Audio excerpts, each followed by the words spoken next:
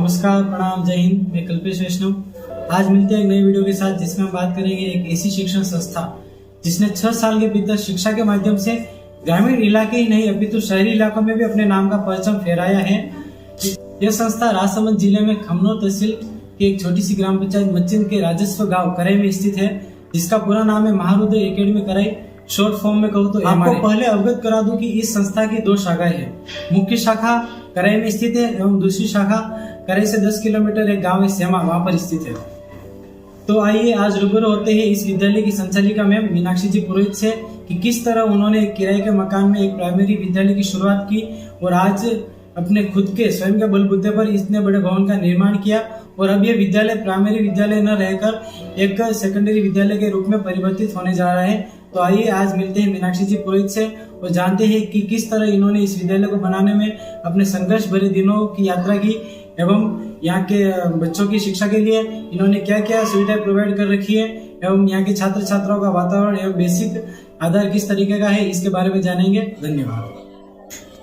नमस्कार, जय श्री कृष्ण मैम। जय श्री कृष्ण। जैसा कि आप जानते हैं कि हम आपका ये इंटरव्यू आज किस हिसाब से हो रहा है, तो मेरे कुछ सवाल है जो मैं आपसे करूंगा, उनका आंसर आपको देना है और हमें हमारे दर्शकों को बताना है कि किस तरीके से आपने इस विद्यालय को, इस भवन को निर्माण करने में आपने क्या क्या कठिनाइयाँ झेली, किस तरीके से इस विद्यालय को एक नई ऊंचाई तक लेके आए। जी, मैं पूरी कोशिश करूंगी कि आपके सभी प्रश्नों का सही से उत्तर दूं। तो मैम, पहला प्रश्न मेरा ये है कि विद्यालय स्थापित करने की प्रेरणा आपको कहाँ से मिली? जब मैं किसी सामाजिक कार्य से इस क्षेत्र में आई, मचिंद के फील्ड में आई, जब मैं लोगों से मिली और साथ ही कुछ बच्चों से मिली, मैंने उनके अंदर वो हुनर देखा जो उनको बहुत ऊंचाई तक ले जा सकता है, लेकिन उनको वो एक फील्ड नहीं मिल रहा, एक प्रेरणा करने वाला कोई नहीं मिल रहा था। तो मैंने सोचा कि शिक्षा ही विकास का प्रथम साधन है और मैंने अपने विद्यालय की शुरुआत इनको आगे बढ़ाने के लिए और उनको प्रेरित करने के लिए करी, जिससे गांव का विकास हो सके और बच्चों का सर्वांगीण विकास हो सके। ठीक है मैम, धन्यवाद। तो मैम, दूसरा क्वेश्चन मेरा ये है कि आपने इस विद्यालय की इतनी बड़ी नींव रखने में किन किन कठिनाइयों का सामना किया, कृपया हमारे दर्शकों को बताने का कष्ट करें।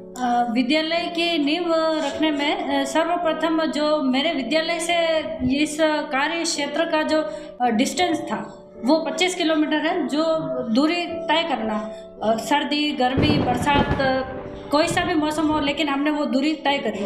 फिर उसके बाद यहाँ हम आए तो यहाँ के लोग, यहाँ का परिवेश एक पूरा संपूर्ण नया परिवेश था, जिसके अंतर्गत लोग हमसे रूबरू हुए, हमने लोगों को शिक्षा के प्रति जागरूक करा।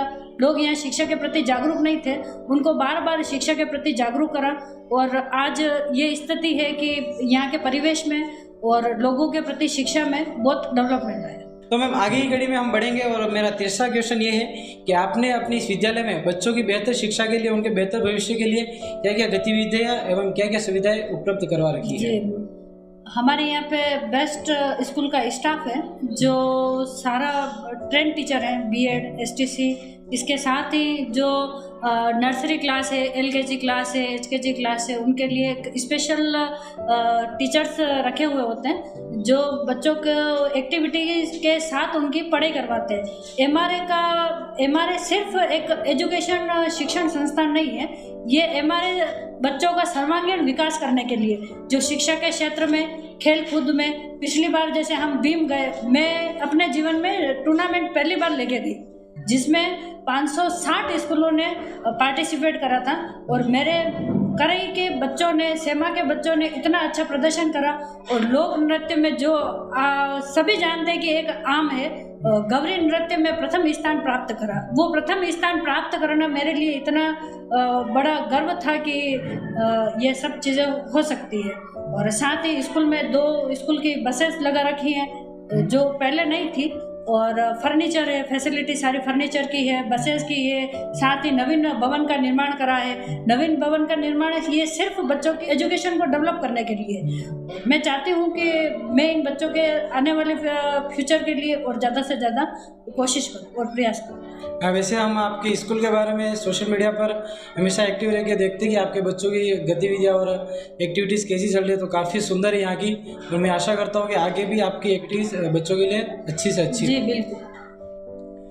जैसा कि मैम चौथा क्वेश्चन मेरा ये है कि खमनोर तहसील के अंदर जब कभी निजी विद्यालयों के रूप में कुछ नाम आता है तो सबसे ऊपर आता है एमआरए का। चारों तरफ देखो एमआरए लगा हुआ होता है, तो ऐसा क्या राज है एमआरए के पीछे कि हर वक्त ऊंचाई के रूप में एमआरए का नाम आता है? ये तो सभी का धन्यवाद देना चाहती हूँ जो एमआरए को इतना पॉपुलर कर रहे हैं, और कोई राज नहीं है, ये तो सभी का साथ और विकास है।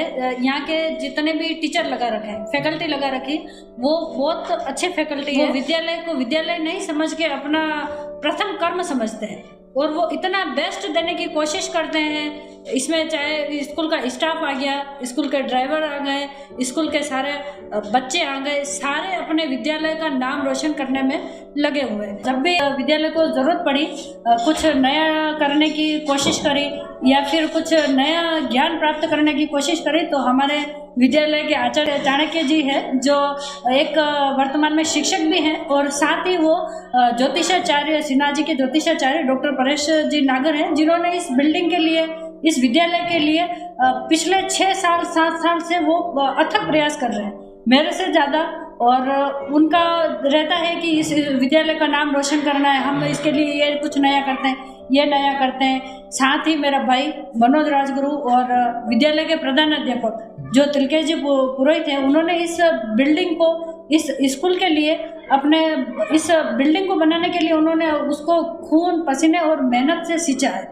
ये एक बिल्डिंग नहीं है, ये उनकी बहुत बड़ी परिश्रम है। साथ ही यहाँ पे कुछ टीचर्स ऐसे हैं जो विगत 5-5 वर्षों से, 6-6 वर्षों से ज्ञान बढ़ा रहे हैं, शिक्षा दे रहे हैं, तथा अपनी मेहनत से उसको, इस विद्यालय को आगे ले जाने में उनका सबसे बड़ा हाथ है। और साथ ही पेरेंट्स, गांव वाले बहुत सपोर्ट करते हैं। पेरेंट्स भी ऐसे हैं कि किसी भी चीज़ की ज़रूरत पड़ती है तो वो मेरे लिए हमेशा तत्पर रहते हैं। तो एमआरए का बार बार इतना जो नाम ऊपर आता है, उसका मात्र एक कारण ये है कि आपका सपोर्टिव सिस्टम और आपका स्टाफ बहुत पावरफुल है और आपको बहुत अच्छी सहायता प्रदान करता है। और प्रभु एकलिंग जी के नाथ की कृपा से मुझे जब भी सहायता की ज़रूरत पड़ी तो भगवान ने सहायता के रूप में किसी न किसी को भेज दिया। तो मैम इतने क्वेश्चन तो हो गए, लेकिन एक लास्ट में मेरा एक अंतिम क्वेश्चन है कि एमआरए का हमने सब जान लिया कि क्या क्या गतिविधियाँ, क्या क्या आपने सुविधा यहाँ प्रोवाइड कर रखी है, किस तरीके से आपने इस भवन का निर्माण किया, प्राइमरी से या सेकेंडरी के रूप में परिवर्तित होने जा रहा है।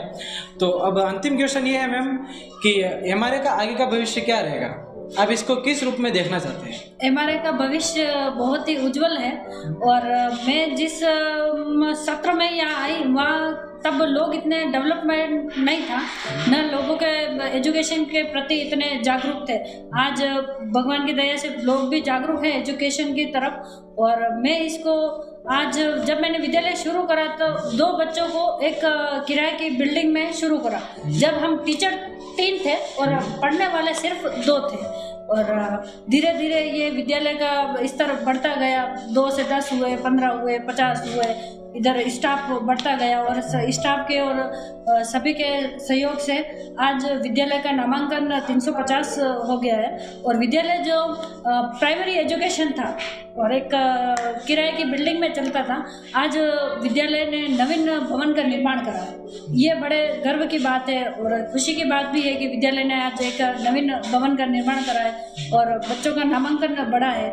मैं तो कोशिश करूँगी, पहले बस नहीं थी, वाहन व्हीकल की सुविधा नहीं थी, आज वैन है, 2-2 स्कूल की बसें हैं और ये धीरे धीरे नामांकन बढ़ता जाए। और मैं विद्यालय के अभी 10th की जो प्रोसेस चल रही है उसके साथ में आगे कोशिश करूँगी और लगातार प्रयास करती रहूँगी कि इसको 12th तक ले जाऊँ।